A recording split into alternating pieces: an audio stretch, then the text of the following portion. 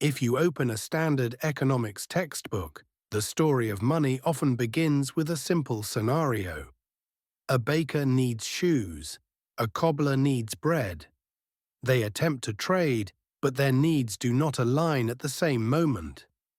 This inconvenience, known as the double coincidence of wants, is said to have forced humans to invent money. It is a clean story. It is logical, and it is almost entirely wrong. Before coins, before banks, belief ruled the world. Archaeology and anthropology provide no evidence for a universal age of barter. Early human societies did not structure their lives around calculated exchanges of objects.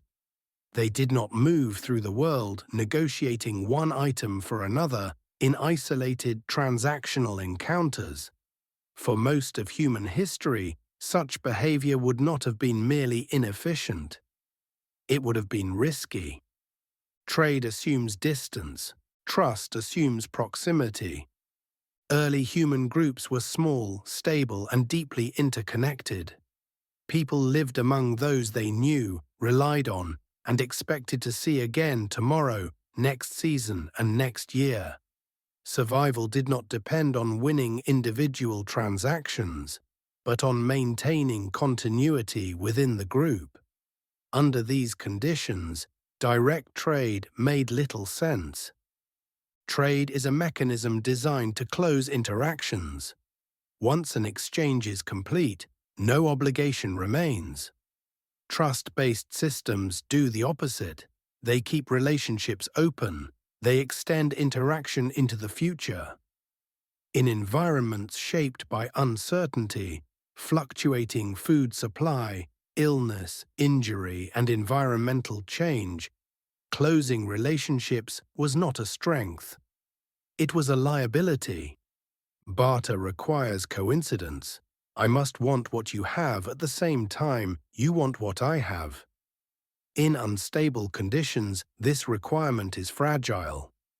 More importantly, barter treats each interaction as separate. Early human life was not organized around separation. It was organized around continuity, repetition, and expectation. Value was not negotiated in the moment. It accumulated over time.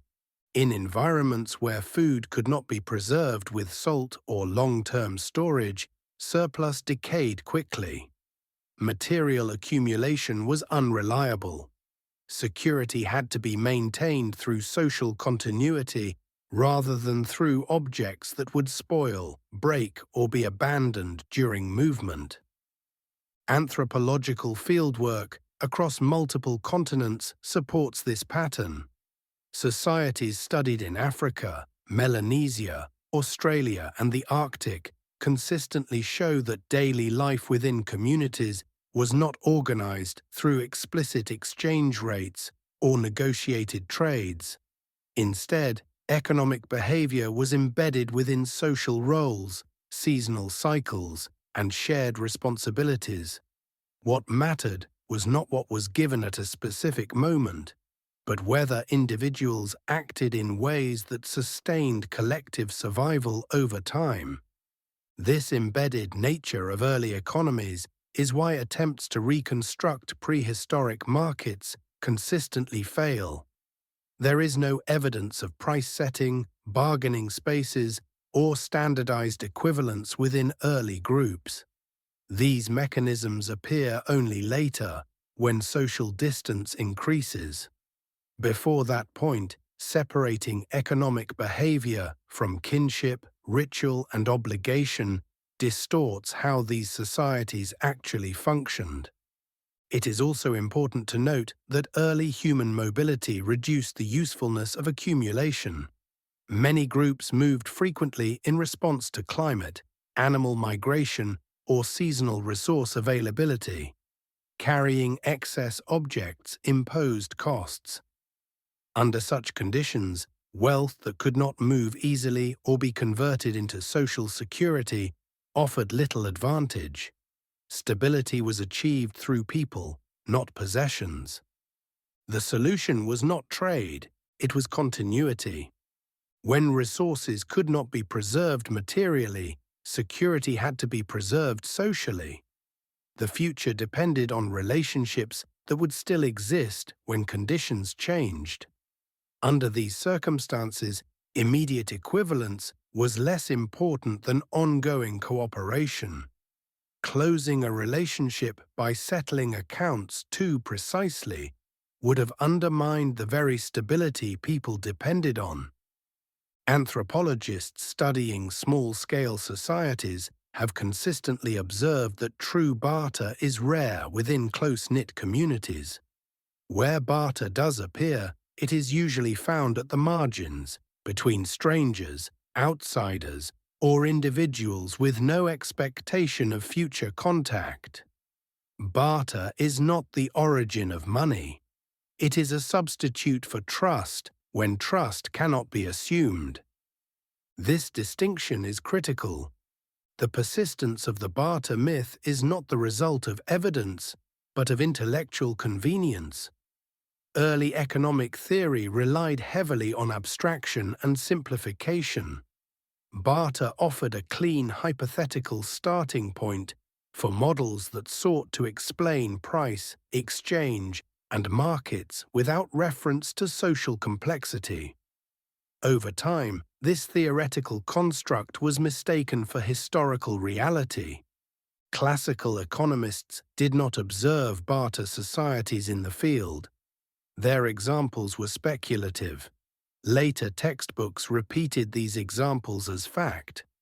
The story survived not because it described the past accurately, but because it fit neatly into formal frameworks that prioritized individual rational choice over social embeddedness. Anthropology, by contrast, developed through direct observation. When anthropologists began living within small-scale societies, they found no evidence of economies organized around systematic barter. Instead, they found systems of obligation, role-based contribution, and long-term expectation. The absence of barter in these contexts was not a mystery. It was a consequence of proximity. Within early communities, cooperation did not require constant calculation. The future mattered, predictability mattered. The cost of opportunism was not measured in loss of goods, but in loss of relationships. Trade, by contrast, exists to manage uncertainty between people who do not share this context. When early humans encountered other groups, the social environment changed fundamentally. Strangers did not share memory. Their intentions were unknown. There was no guarantee of continued interaction. Under these conditions, trust could not be assumed, and cooperation became dangerous. The earliest encounters between groups were therefore rarely transactional. They were ritualized. Gift-giving, shared meals, feasts, and ceremonies preceded anything resembling trade. These acts were not designed to maximize efficiency. They were designed to reduce uncertainty. They allowed groups to observe one another's behavior, to test restraint, to assess whether imbalance was tolerated, acknowledged, and eventually addressed. A gift was not a payment. It was a signal. Would it be recognized? Would it be answered? Would it be respected? Refusing a gift carried meaning. Accepting one created tension. Returning one signaled intent. These exchanges created temporary structures of predictability where none previously existed. Only once such structures formed could more direct forms of exchange occur without immediate conflict. Another important constraint on early exchange was the absence of standardized measurement. Without shared units of weight, volume, or count, precise equivalence was impossible to establish across groups. Even when similar objects were exchanged, their value could not be reduced to fixed ratios. What mattered was not balance in the moment, but the maintenance of a workable relationship. Exact calculation would have required common standards that did not yet exist. Ethnographic evidence shows that early exchanges often tolerated imbalance deliberately. An uneven exchange was not considered a failure, but a mechanism for extending interaction into the future. A perfectly balanced exchange ended the relationship. An imbalanced one preserved it. In this way, inequality functioned as a social tool rather than an economic error. It created expectation, not closure. This logic also explains why early exchange systems resisted monetization for so long. Money demands equivalence, finality, and impersonality. Early societies prioritized the opposite. They favored ambiguity over precision, continuity over settlement, and recognition over anonymity. As long as these priorities held, there was no incentive to create a universal medium of exchange. Even then, objects were not treated as commodities. They were treated as symbols of relationship. Their circulation mattered more than their practical use. What moved between groups was not value in the modern sense, but recognition. This helps explain a puzzling archaeological pattern. Some of the earliest long-distance exchanges involved objects with little practical utility. Shells, pigments, stones, and ornaments traveled vast distances long before food, tools, or weapons did. These items were durable, distinctive, and socially legible. They could be recognized far from their point of origin. They carried meaning across cultural boundaries. This emphasis on recognizability over usefulness reflects the problem early exchange was trying to solve. Objects needed to communicate trust where personal familiarity was absent. Their function was symbolic before it was economic. They made relationships visible across space. As human populations expanded, trust-based systems began to strain. Groups grew larger, encounters became more frequent and less predictable. Reputation became harder to verify across distance. Memory lost precision. The social mechanisms that worked within small, familiar groups no longer scaled outward. This was not a failure of trust. It was a limit of familiarity. Archaeological evidence suggests that this transition unfolded unevenly. Different regions experimented with different materials and practices. There was no single path toward exchange, no universal solution. What these systems shared was not money, but a response to the same underlying pressure, coordinating behavior beyond the limits of personal knowledge. This gradual shift also explains why early exchange systems developed without centralized control or uniform rules. There were no authorities setting standards, enforcing equivalence, or guaranteeing outcomes. Instead, norms evolved through repeated interaction, observation, and adjustment. Exchange practices that reduced conflict and uncertainty persisted, while those that failed disappeared. Only much later would such practices be formalized.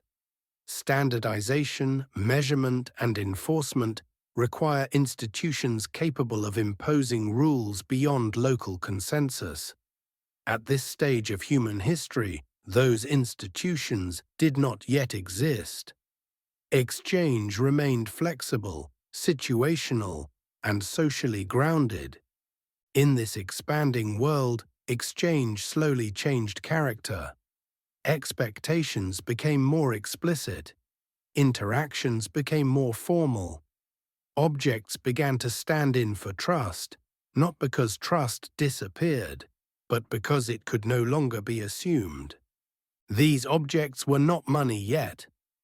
They were proxies, Rare materials such as obsidian from volcanic regions, amber from distant coastlines, and distinctive shell types like cowries or spondylus began to circulate as signs of participation in wider networks. These objects were difficult to obtain, hard to imitate, and immediately recognizable far from their place of origin. Holding such an object signaled that you were connected beyond your immediate group, and that others, elsewhere, acknowledged your standing and reliability. Trust became tangible. This is the crucial transition. Money did not replace trust. It replaced personal knowledge. It allowed cooperation to occur without shared history. It allowed obligations to be transferred, settled and closed between people who might never meet again. Trade, then, is not humanity's starting point. It is a response to distance. Understanding this sequence matters because it challenges a deep assumption about human nature. Humans are not born traders. We are born cooperators. Calculation comes later. Abstraction comes later. Money comes later. Early societies did not lack money because they were primitive. They lacked money because they did not need it.